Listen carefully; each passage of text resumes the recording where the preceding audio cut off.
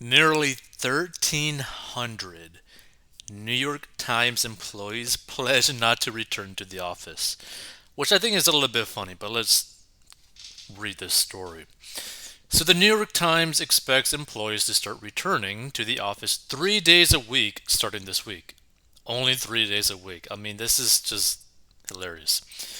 But nearly 1,300 journalists are saying, hell no, they won't go. Now, here's the thing that I don't understand, right? Why the hell does the New York Times need to have 1,300 journalists?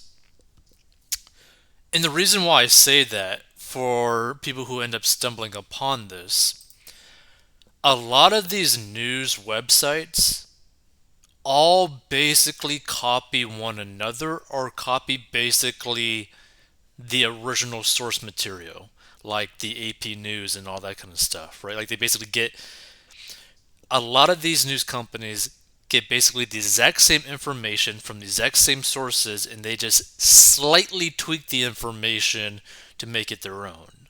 And anyone could technically do this, right? Technically speaking, I could literally just duplicate a news website, make it legitimate, and literally just duplicate what is getting popped out, right? I prefer to do commentary, but like that's what's so funny about all this. Like I don't know what their like running costs are, but it has to be massive, right?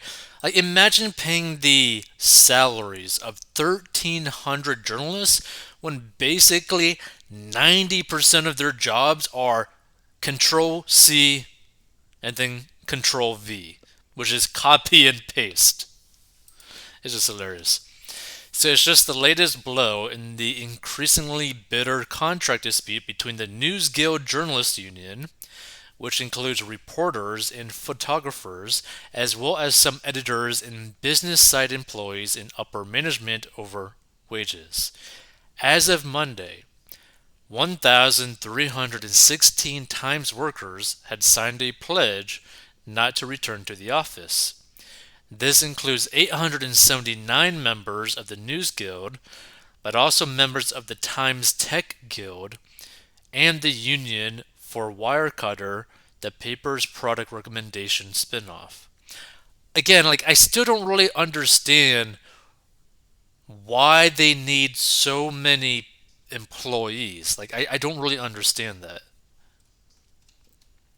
So people are livid, Tom Coffey told the Post, a 25-year veteran editor at New York Times. He works on the news desk and serves on the union's contract action committee. He added that being forced to return to the office during a period of high inflation means workers will have to spend more money on gas, mass transit, clothing, and lunches despite the lack of salary increase. New York Times video journalist Haley Willis tweeted today, the at New York Times is giving employees branded lunch boxes this week as a return to office perk.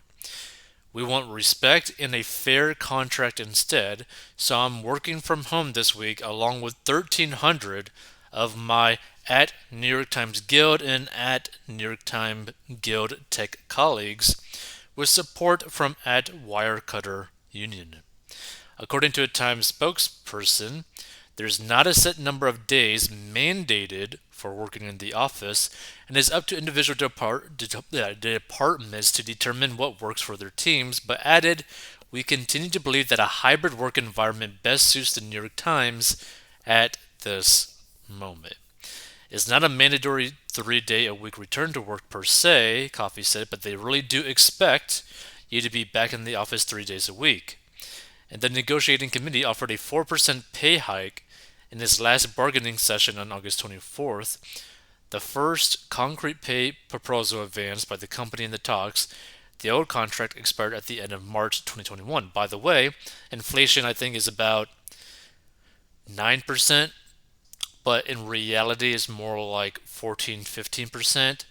But what's even funnier than that, if you were to go by like real life spending money on the exact same item a year ago to what it is now is nearly like 50%, 40%, right?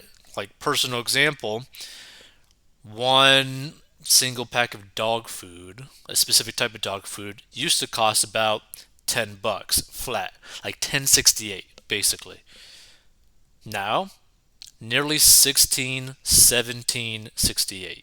Like, it is such a disgustingly high increase for the exact same amount of food. Like, it's just crazy. And that's just dog food. That's not including anything else, right? So if you're someone that was living paycheck to paycheck a year ago, well, now you're basically screwed, right? So, I mean, them proposing like a 4% pay increase is basically nothing. You're still basically in the negative than what you were a year ago.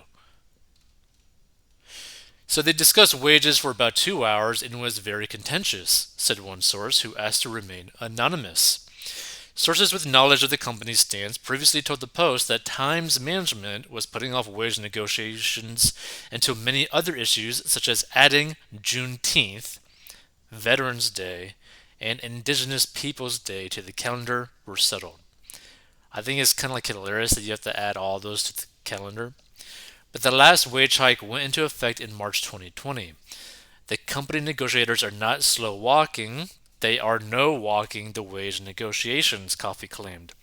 According to another staffer who did not wish to be identified, people are increasingly frustrated by the negotiations. In addition to an 8% raise, the new guilds have been demanding a cost of living increase of 5.25%, and insisting that all workers who can work remotely retain that option indefinitely and with no mandatory return to offices before July 2023. The Post is told that the labor union may soften on the cost of living hike. Now, here's the thing, right?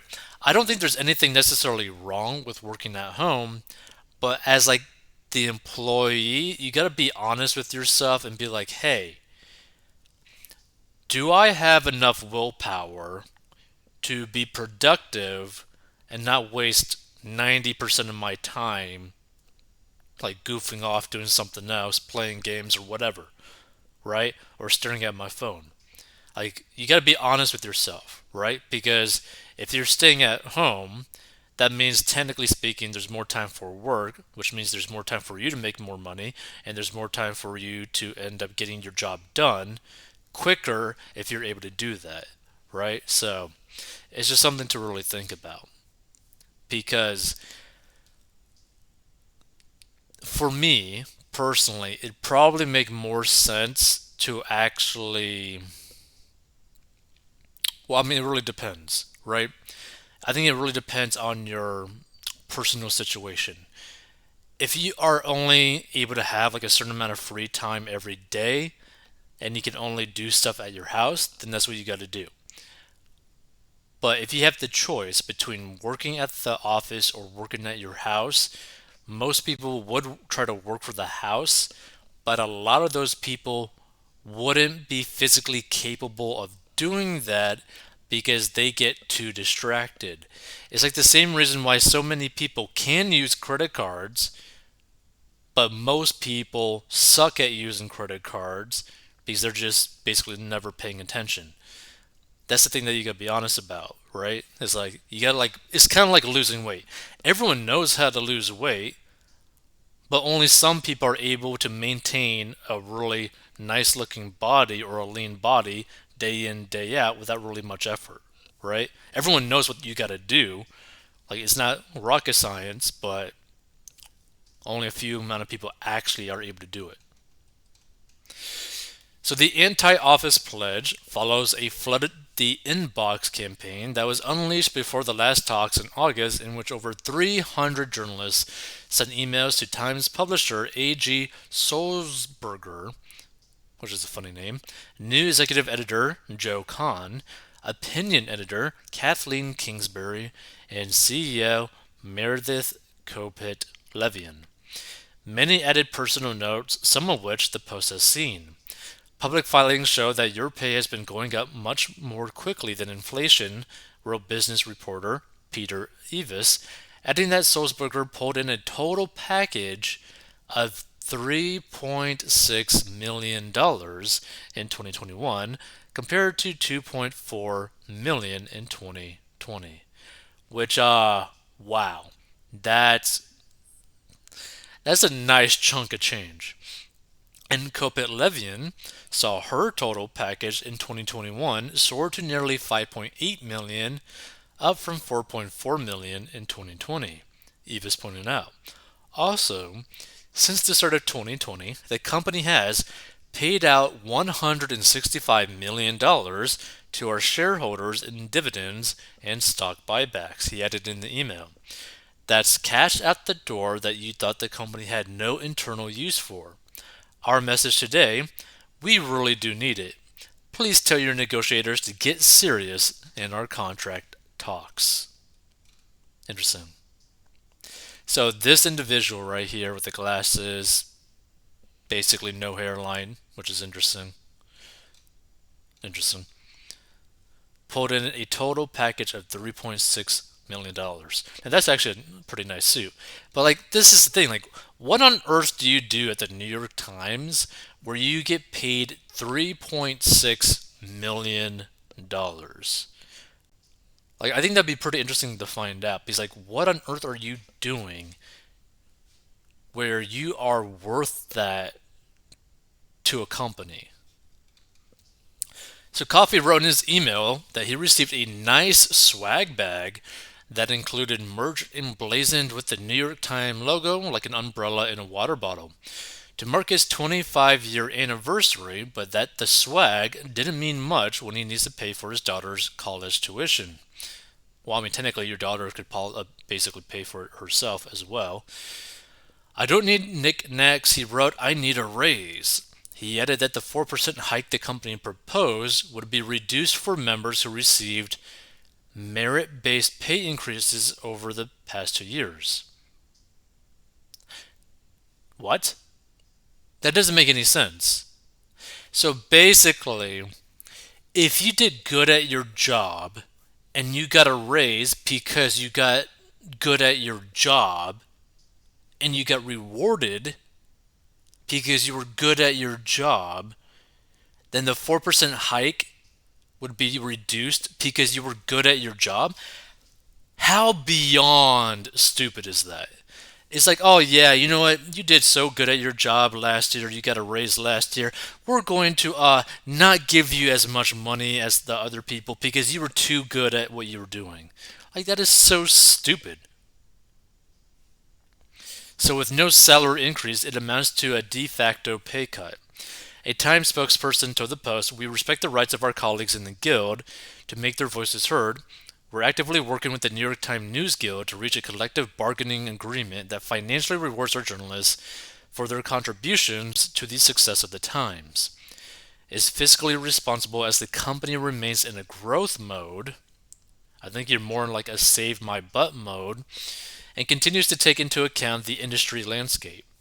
We presented the News Guild with a wage proposal that would offer contractual increases of 10% over the remaining 2.5 years of the new contract. That is significantly higher than in recent Times Guild contracts. We look forward to making progress toward an agreement. And in June, when Khan stepped into his new role, about 900 journalists sent an email asking him to intervene to end the negotiation logjam and bring about a new contract. Khan was supportive and said workers deserve a raise for all their hard work, but said he would leave it to the negotiating committee. So basically, he's like, oh, I feel so bad for you guys, but I'm not going to do a darn thing, basically. Nearly 200 journalists tuned in to a live stream of the August 24th negotiating session, and even more are expected to follow the next meeting set for September 13th. One longtime New York Times reporter told the Post that it is not clear how strictly the mandate to be in the office 3 days a week is going to be enforced. A lot of managers are not too happy about having to return to the office either. So let's check out some of the comments on this. Ooh, a lot of comments. The National Enquirer gets more stories right than these buffoons. How about introducing them to the unemployment line? Executive editor Joe Kahn should change the spelling of his name to Joe Kahn. Publisher A.J. Stolzberger looks like he gets on his knees for Klaus Schwab. Awesome. I pray that every one of those idiots lose their job and that hotbed of misinformation and crap propaganda goes bankrupt. As for having to deal with inflation, thanks to the douchocrat tools like these employees, we all have to deal with it. Let's see. Will anyone notice? Well, this is the thing. Will anyone notice? Because, again, from my perspective, what on earth are 1,300 journalists actually doing? Like, what are they doing? Like, I just don't understand why you need such a massive workforce of journalists when the majority of this stuff, especially the majority of the stuff that actually get clicks on the New York Times, are copy and pasted stuff. You could go to the New York Times, Fox News, CNN, CNNBC, MSNBC, MSN, like all these different sites, right? And they basically have the exact same articles, right? Which is a slight different perspective in terms of where they lean a little bit more on the political aisle, right? Like that's it. That's literally it. Basically, all the same articles with a slight twist.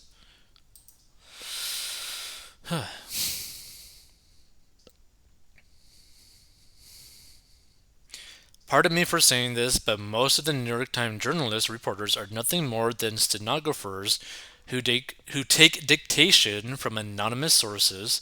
They don't investigate, they don't verify, they are not skeptical, they simply report whatever the Democrats tell them to report, so fire them and hire admin assistants.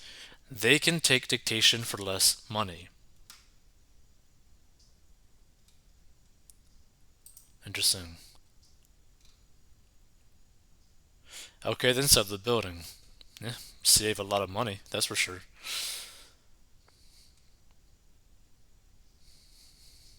Interesting. And like, here's the reality, right? Now, I'd probably never end up doing this ever in the future. I'd probably never get to that type of net worth to be able to do this.